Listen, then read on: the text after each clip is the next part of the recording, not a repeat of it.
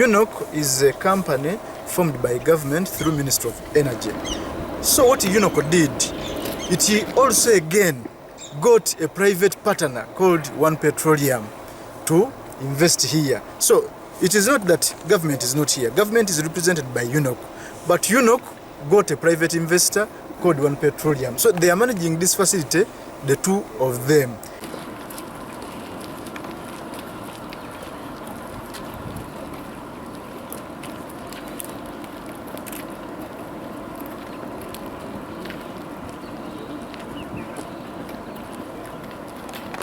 Currently, under this shortage situation, you don't see trucks coming to offroad from here. Trucks offroad at retail stations.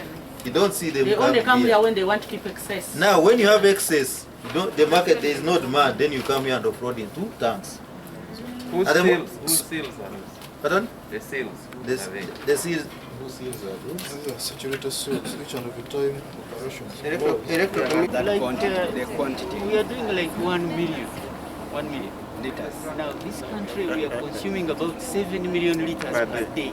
And for you can only afford 1 million per day. 1 million working on per month. Per month. Because what we are using is the share of revenue we get from here. Oh, you sustain yourself. Yes. So that's why the most important thing we need to do, honorables, is to say we have set aside some money to ensure that there is fuel. We can call government fuel. When there is a problem, we can call on that fuel. Right now, there is nothing to call on. But that's the challenge. Yeah. I see they're very dry. And they're not dry. Except that we don't have fuel. No, I'm saying when you do that, put fuel.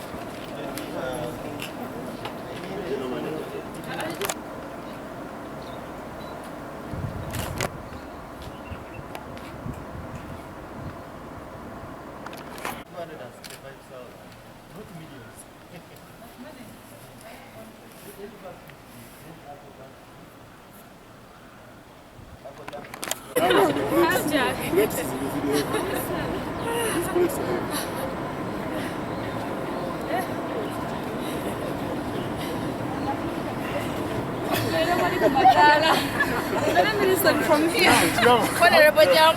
Mukwano mukyala wo nja munnyonnyola.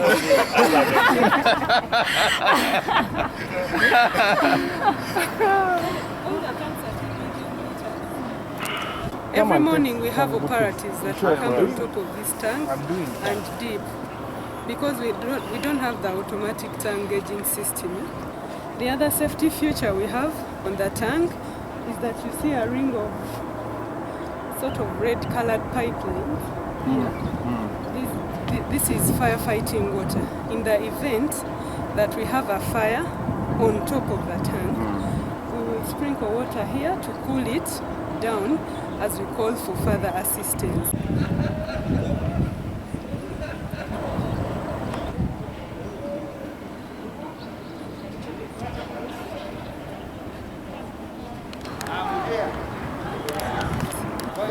We're following the outcry that's in the country and the skyrocketing fuel prices. We, as the representatives of the people of Uganda, decided to come and find out what exactly is the problem. We have had briefs from the ministries, health, trade and energy. We have had the Uganda Revenue Authority, but we just wanted to know what exactly is happening on ground. And so we came on a fact-finding mission, and so we are here. Clearly, you realize that government has no reserves. These stores that are here, first of all, are not reserves, they're just stores, but they have been storing fuel for private companies.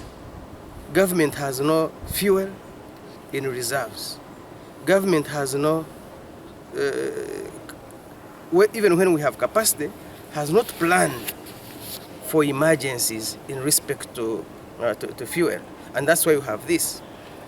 So when there are shocks like this, when there are disruptions and emergencies, there's nowhere to run to.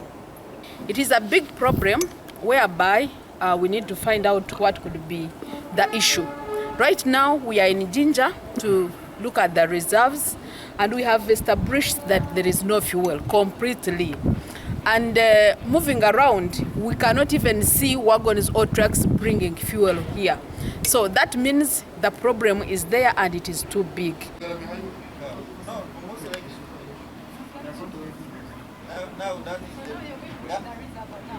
the problem. We are going to load some. I thought last night we abandoned the concept. We have also discovered here at the fuel reserves in Jinja, government has not bought fuel for over 10 years.